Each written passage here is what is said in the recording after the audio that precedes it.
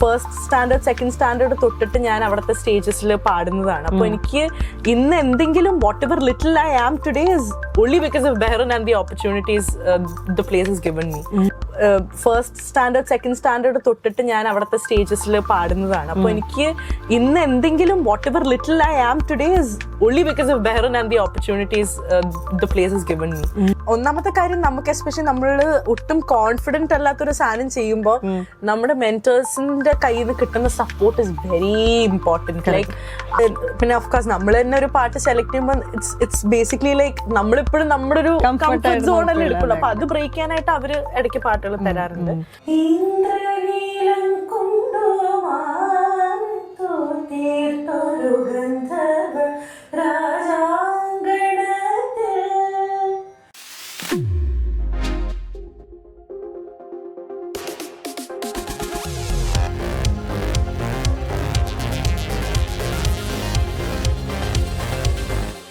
നമസ്കാരം. ഇന്നത്തെ നമ്മുടെ ഗസ്റ്റ് ഒരു ടാലന്റഡ് സിംഗർ കം പെർഫോമർ ആണ്.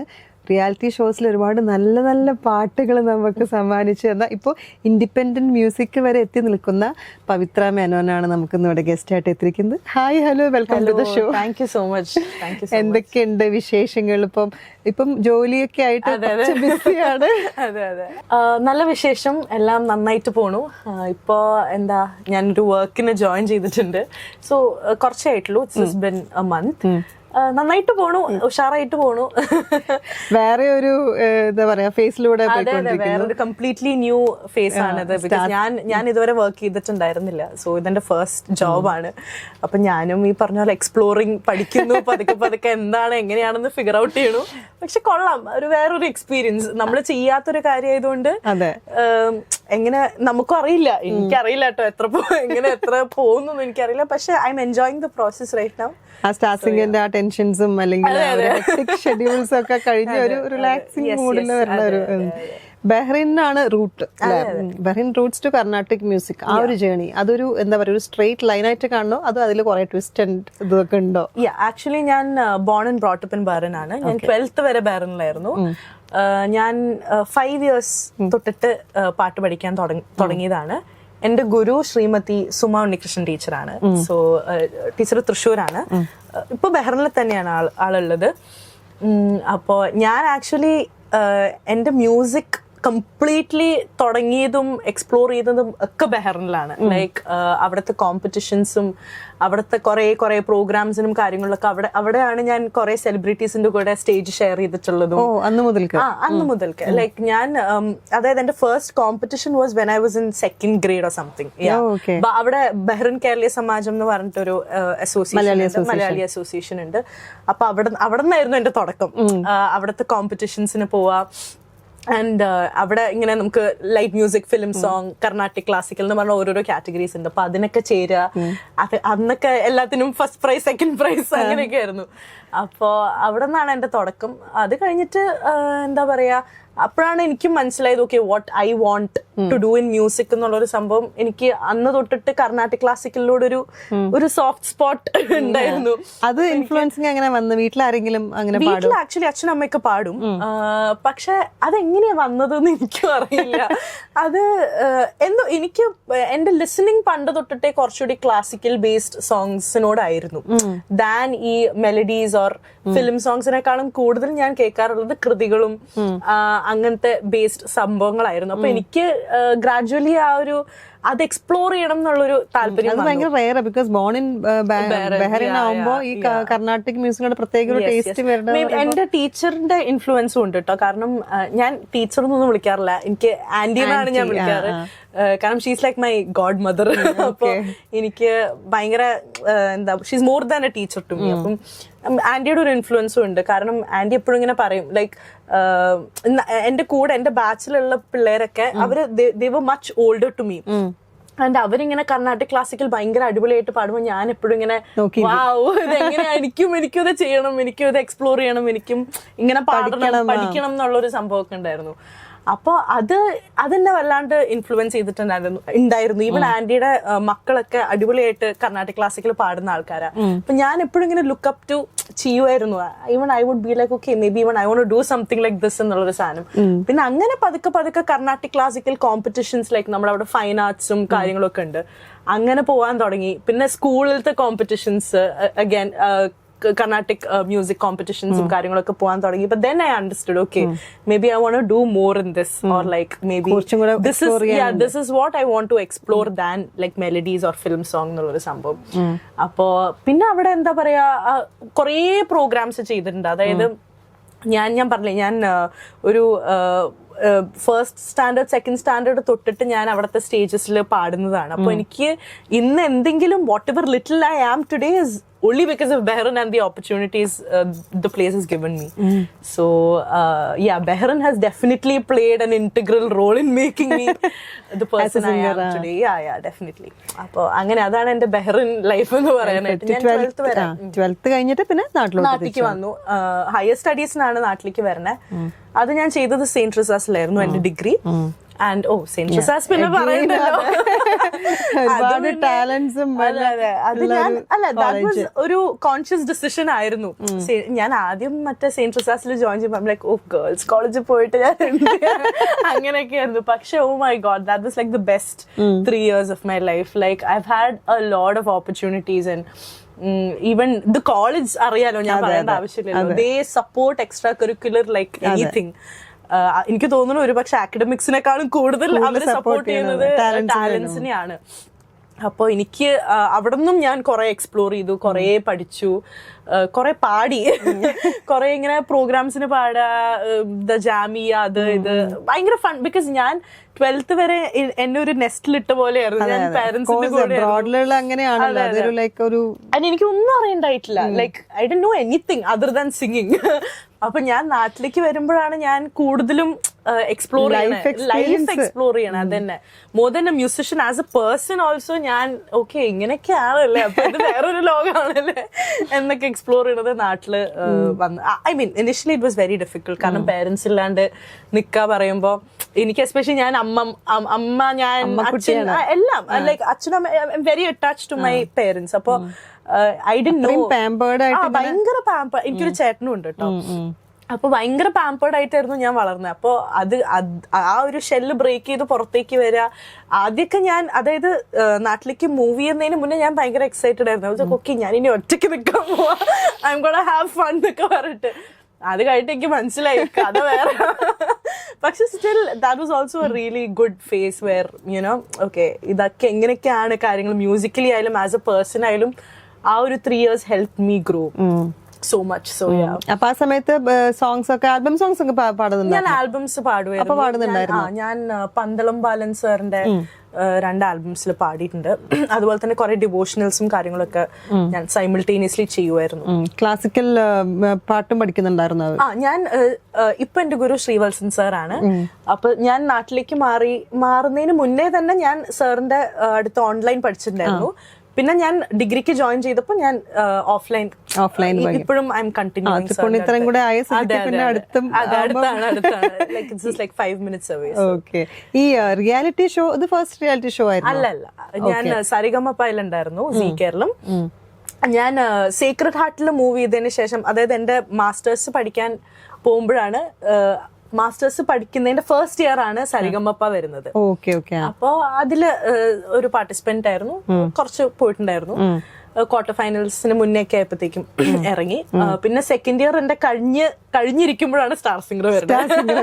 അതെ, അപ്പോ this is my second reality show. പക്ഷെ ഇതിന് മുന്നേ ഞാൻ GCC ടാലന്റ് ഹണ്ട് എന്ന് പറഞ്ഞിട്ട് ഒരു ഷോയിൽ ഉണ്ടായിരുന്നു. അതില് ചിത്രാമ്മയും ശരത് സാറും ആയിരുന്നു ജഡ്ജ്. സോ അതിലത്തെ വിന്നർ ആയിരുന്നു. അങ്ങനെ ചിത്രാമ്മേനെ അവിടെ വെച്ച് ഫസ്റ്റ് കണ്ടിട്ടുണ്ട്. അത് ഓൺലൈൻ ആയിരുന്നു. പക്ഷെ ചിത്രാമ്മേനെ അറിയായിരുന്നു, നേരത്തെ തന്നെ അറിയായിരുന്നു. ഓൺലൈൻ എന്ന് പറയുമ്പോ അപ്പൊ ആ സമയത്ത് കോവിഡ് സമയമായിരുന്നു. ഓൺലൈനിലൊരു ഷോ, ഓൺലൈൻ. അത് GCC പിള്ളേർക്ക് വേണ്ടിയിട്ട് മാത്രമായിരുന്നു. അപ്പോ എന്താ ബഹ്റൈൻ, ദുബായ്, സൗദി, അവിടെ ഇവിടെ എല്ലാ സിംഗേഴ്സും അത് അവര് ഷോർട്ട് ലിസ്റ്റ് ചെയ്ത് ഒരു top 20 ആക്കിയിട്ടുണ്ടായിരുന്നു. അത് top 10 ആക്കി, പിന്നെ top 5 ആക്കി. അപ്പൊ അതില് അതിലത്തെ വിന്നർ ആയിരുന്നു. Okay okay. അത് കഴിഞ്ഞ് സ്റ്റാർ സിംഗറിൽ വന്നത് ഡിഗ്രി സെക്കൻഡ് ഇയറിന് സമയത്ത് ഡിഗ്രി അല്ല, മാസ്റ്റേഴ്സ്, അതായത് മാസ്റ്റേഴ്സ് ഫസ്റ്റ് ഇയറിന്റെ സമയത്തായിരുന്നു ഞാൻ സരിഗമപ്പയിൽ ഉണ്ടായിരുന്നെ.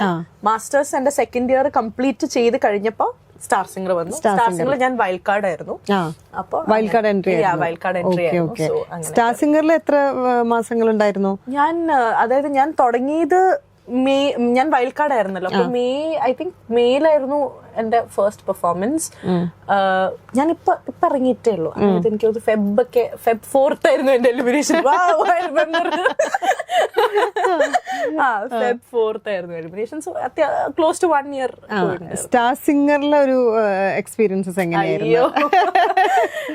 എന്താ പറയാ, ലോങ് ജേർണി, ഭയങ്കര എക്സ്പീരിയൻസ് ആയിരുന്നു. ഒന്നാമത്തെ കാര്യം, the people we meet. എന്താ, നമ്മള് ഒരിക്കലും വിചാരിക്കുന്നില്ലല്ലോ ഇത്രയും, ലൈക്ക് അവിടുത്തെ ഇപ്പൊ മെന്റേഴ്സ് ആയാലും എല്ലാരും നമുക്ക് ആക്ച്വലി അവര് നമ്മുടെ മെന്റേഴ്സ് ഓർ ലൈക്ക് നമ്മുടെ ടീച്ചേഴ്സ് എന്നുള്ളൊരു സംഭവം അല്ല. അവിടെ we are all like friends. So ആ ഒരു അറ്റ്മോസ്ഫിയർ ഭയങ്കര ഫ്രണ്ട്ലി ആയിരുന്നു.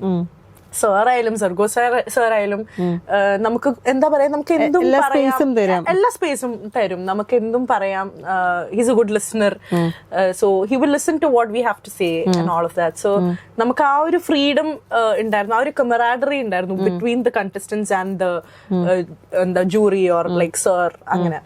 അപ്പോ എനിക്ക് എന്താ പറയാ, ബേസിക്കലി എനിക്കിതൊരു ഭയങ്കര ലേണിംഗ് എക്സ്പീരിയൻസ് ആയിരുന്നു. കാരണം ഞാൻ കുറെയൊക്കെ മ്യൂസിക്കലി വേറെ ജോണേഴ്സും വേറെ ടൈപ്പ് ഓഫ് സോങ്സും പാടുന്നതും എക്സ്പ്ലോർ ചെയ്യുന്നതും സ്റ്റാർ സിംഗറിൽ വന്നതിന് ശേഷം. ബിക്കോസ് അതുവരെ ഞാൻ എന്നെ തന്നെ കാറ്റഗറൈസ് ചെയ്തത് ഓക്കെ ഞാൻ ഇത് മാത്രമേ പാടുള്ളൂ, അങ്ങനെയല്ല. ഇറ്റ്സ് ജസ്റ്റ് ദാറ്റ് എനിക്ക് അതാണ് ഇഷ്ടം. ഇറ്റ്സ് നോട്ട് ലൈക്ക് എനിക്ക് വേറൊന്നും. അതെ, എനിക്കപ്പം നമുക്കൊരു ആവശ്യം ഇല്ലെങ്കിൽ നമ്മൾ ബ്രേക്ക് ചെയ്യോ ഇല്ലല്ലോ, നമ്മൾ naturally will just cling on to what we feel comfortable with. So ഞാൻ അപ്പൊ അതുവരെ ഞാൻ കർണാട്ടിക് സോങ്സ് എന്ന് മാത്രമല്ല, ലൈക്ക് ഇപ്പൊ ഫിലിം സോങ്സ് ആയാലും ക്ലാസിക്കൽ ബേസ്ഡ് ഓർ ഒരു സെമി ക്ലാസിക്കൽ ടച്ചുള്ള സംഭവങ്ങള് അതൊക്കെയായിരുന്നു ഞാൻ കൂടുതൽ പാടിയിട്ടുണ്ടായിരുന്നത്. പക്ഷെ സ്റ്റാർ സിംഗറിൽ വന്നിട്ട് ഞാൻ എന്തൊക്കെ പാടിയെന്ന് എനിക്ക് പോലും അറിയില്ല. ഞാൻ സോഫ്റ്റ് മെലഡീസ് ഒന്നും ഞാൻ ഒട്ടും എക്സ്പ്ലോർ ചെയ്യാത്തൊരു ജോണറാണ്. ഞാൻ ഇന്നേ വരെ അതൊക്കെ പാടുന്ന പോലെ ഞാൻ വിചാരിച്ചിട്ടില്ല. കുറെയൊക്കെ ഫ്ലോപ്പ് ആയിട്ടുണ്ട്, കുറെയൊക്കെ നന്നായിട്ടുണ്ട്. അഗൈൻ അതൊരു ട്രയൽ, എല്ലാം ഒരു ഗാംബ്ലിംഗ് ആണല്ലോ. അതിനെനിക്ക് ഗ്രൂമേഴ്സിന്റെ ഒരുപാട് ഹെൽപ്പ് ഓഫ് കോഴ്സ് പറയണോ. അത് ലൈക്ക് ഒന്നാമത്തെ കാര്യം, നമുക്ക് എസ്പെഷ്യലി നമ്മള് ഒട്ടും കോൺഫിഡന്റ് അല്ലാത്തൊരു സാധനം ചെയ്യുമ്പോൾ നമ്മുടെ മെന്റേഴ്സിന്റെ കയ്യിൽ നിന്ന് കിട്ടുന്ന support is very important. Like അവര് നമുക്കൊരു ഭയങ്കര ഇൻസെക്യൂർ ആയിട്ടായിരിക്കും നമ്മുടെ കംഫർട്ട് സോണിൽ നിന്ന് ഔട്ട് ആയിട്ടുള്ള ഒരു സംഭവം എക്സ്പ്ലോർ ചെയ്യണം. അപ്പൊ when they are there, no you can do it, നിനക്ക് ചെയ്യാൻ പറ്റുന്നേ നമ്മൾ തരുള്ളൂ, നിനക്ക് ചെയ്യാൻ പറ്റുന്ന നീ ഒന്ന് വിശ്വസിച്ചാൽ മതി എന്ന് പറയുമ്പോ ഡെഫിനറ്റ്ലി നമ്മുടെ കോൺഫിഡൻസിനെ അത് ഭയങ്കരമായിട്ട് ബൂസ്റ്റ് ചെയ്യും. അപ്പൊ എനിക്ക് അത് സ്റ്റാർ സിംഗർ എന്ന് പറയുമ്പോൾ ഒരു ഭയങ്കര ലേണിംഗ് എക്സ്പീരിയൻസും കുറെ സംഭവങ്ങൾ എക്സ്പ്ലോർ ചെയ്യുക, കുറെ ആൾക്കാരെ പരിചയപ്പെടുക, കുറെ നല്ല ഫ്രണ്ട്സിനെ ഉണ്ടാക്കി. അവിടെ നിന്ന് ഇപ്പൊ നമ്മള് among the contestants also it's nothing like okay competition ആണ്, അങ്ങനത്തെ ഒരു സംഭവം ഒന്നുമില്ല. നമ്മളെല്ലാരും ഭയങ്കര നല്ലൊരു റാപ്പും ഉണ്ട് നമ്മുടെ എല്ലാവരുടെയും ഇടയിൽ. ഈവൻ നൗ ഇപ്പൊ ഞാൻ അവിടെ നിന്ന് ഇറങ്ങിയിട്ട് ഏറെക്കുറെ ആൾക്കാരായിട്ട് പിന്നെ കോൺടാക്ട് എന്ന് പറയുമ്പോൾ it's not like every day you text അങ്ങനെ. പക്ഷെ വി നോ ഓക്കെ നമുക്ക് എന്തെങ്കിലും ആവശ്യം ഉണ്ടെങ്കിൽ നമുക്ക് ഡെഫിനറ്റ്ലി റിലൈ ചെയ്യാം. ഈവൻ മെന്റേഴ്സ് ആയാലും അഷിമ ചേച്ചി, സാലിക ചേച്ചി, ശ്വേത ചേച്ചി, വീണ ചേച്ചി, മിഥുൻ ചേട്ടൻ, എല്ലാവരും ഭയങ്കര ഇപ്പോഴും നമ്മൾ കോൺടാക്റ്റിലുണ്ട്. ഇപ്പോഴും ഇടയ്ക്കിടയ്ക്ക് മെസ്സേജ് അയക്കും, ഇപ്പോഴും ഇടയ്ക്കിടയ്ക്ക് ട്രോളും. ഞാൻ ഇടയ്ക്കിടയ്ക്ക് അങ്ങടേക്ക് പോവാറുണ്ട്. ഞാൻ ഗ്രൂമിംഗ് ഒക്കെ ഉള്ളപ്പോ എനിക്ക് പറ്റുന്ന സമയമാണെങ്കിൽ ഞാൻ പോവാറുണ്ട്, ഇടയ്ക്ക് ഷൂട്ടും കാണാൻ പോവാറുണ്ട്. ഈ പാട്ട് സെലക്ഷൻസ് ഒക്കെ അങ്ങനെ നമ്മൾ സ്വന്തമായിട്ട് ചെയ്യുന്നതാണോ അതോ രണ്ട് വഴി? ലൈക്ക് ചില സമയത്ത് നമുക്ക് സെലക്ട് ചെയ്യാം, ചില സമയത്ത് അവര് തരും. Depends on the round and all of that. Like എല്ലാം മാറ്റേഴ്സ്. ആദ്യമൊക്കെ കുറെ നമ്മൾ തന്നെയായിരുന്നു സെലക്ട്, പിന്നെ ഇടയ്ക്ക് അവര് തരും പാട്ടുകൾ. ഇപ്പൊ പിന്നെ ഓഫ്കോഴ്സ് നമ്മൾ തന്നെ ഒരു പാട്ട് സെലക്ട് ചെയ്യുമ്പോൾ ഇറ്റ്സ് ബേസിക്കലി ലൈക്ക് നമ്മളിപ്പോഴും നമ്മുടെ ഒരു കംഫർട്ട് സോണല്ലേ എടുക്കുള്ളൂ. അപ്പൊ അത് ബ്രേക്ക് ചെയ്യാനായിട്ട് അവര് ഇടയ്ക്ക് പാട്ടുകൾ തരാറുണ്ട്. അവിടെ നിന്നാണ് എനിക്ക് തോന്നുന്നു ചിത്ര ചേച്ചിനെ ഫസ്റ്റ് ടൈം കാണുന്നല്ലേ, മറ്റേ ഓൺലൈനിൽ കണ്ട് കഴിഞ്ഞ ഇല്ല ശേഷം? ഞാൻ അതിന് മുന്നേ 2-3 പ്രാവശ്യം കണ്ടിട്ടുണ്ട്, നേരിട്ട് കണ്ടിട്ടുണ്ട്. അതെ ഓക്കെ ഓക്കെ. പക്ഷെ ഒരു ബോണ്ട് ഉണ്ടാക്കുന്നത് ബോണ്ടും പിന്നെ ചേച്ചിയുടെ മുന്നിലിരുന്ന് പാടുന്നതും ഇല്ല, പാടിയിട്ടുമുണ്ട് ഞാൻ. അതെ, മുന്നിലിരുന്ന് നേരത്തെ കുറച്ചുകൂടി ചെറുതായിരുന്നപ്പോ ഞാൻ പാടിയിട്ടുണ്ട്. പക്ഷെ എന്നാലും ഐ മീൻ ഓഫ് കോഴ്സ് ചിത്രമ്മയ്ക്ക് എത്രയോ ആൾക്കാർ ഇങ്ങനെ കാണുന്നത്. പക്ഷെ ഇപ്പൊ നൗ ഷീ നോസ് ഓക്കെ ഇങ്ങനെ ഒരാളുണ്ട്, പവിത്ര ഒക്കെ പാടുന്ന കുട്ടി. അതൊന്നും ഉറച്ചത് ഇപ്പോഴാണ്. ഏത് type of genre more comfortable to sing? Like എനിക്ക് Carnatic classical or like semi classical പാടാനാണ് കുറച്ചുകൂടി കംഫർട്ടബിൾ ആൻഡ് അതിലാണ് ട്രെയിൻ ചെയ്യുന്നത് ബേസിക്കലി. സോ അത് തന്നെ ആയിരിക്കും. നമുക്കതൊരു 4 വരി ഇഷ്ടമുള്ളൊരു കർണാട്ടിക് ബേസ്ഡ് ആയിട്ടുള്ള ഒരു ഫിലിം സോങ് ഞാൻ പാടാം. ഇന്ദ്രനീലം കൊണ്ടുമാനത്തു തീർത്തൊരു ഗന്ധർവ രാജാങ്കണത്തിൽ ചന്ദ്രിക പൊൻതാഴികക്കൂടം ചാർത്തുന്ന ഗന്ധർവ രാജാങ്കണത്തിൽ ചന്ദ്രിക പൊൻതാഴികക്കൂടം ചാർത്തുന്ന ഗന്ധർവ രാജാങ്കണത്തിൽ അപ്സര കന്യകൾ പെറ്റോ വളർത്തുന്ന ചിത്രശലഭങ്ങൾ നിങ്ങൾ സ്വർഗത്തിൽ നിന്നും വിരുന്നു വരാറുള്ള ചിത്രശലഭങ്ങൾ നിങ്ങൾ സ്വപ്നങ്ങളെ നിങ്ങൾ സ്വർഗകുമാരികളല്ലോ. നിങ്ങളീ ഭൂമിയിൽ ഇല്ലായിരുന്നെങ്കിൽ നിങ്ങളീ ഭൂമിയിൽ ഇല്ലായിരുന്നെങ്കിൽ നിശ്ചല ശൂന്യമീ ലോകം. സ്വപ്നങ്ങളെ നിങ്ങൾ സ്വർഗകുമാരികളല്ലോ.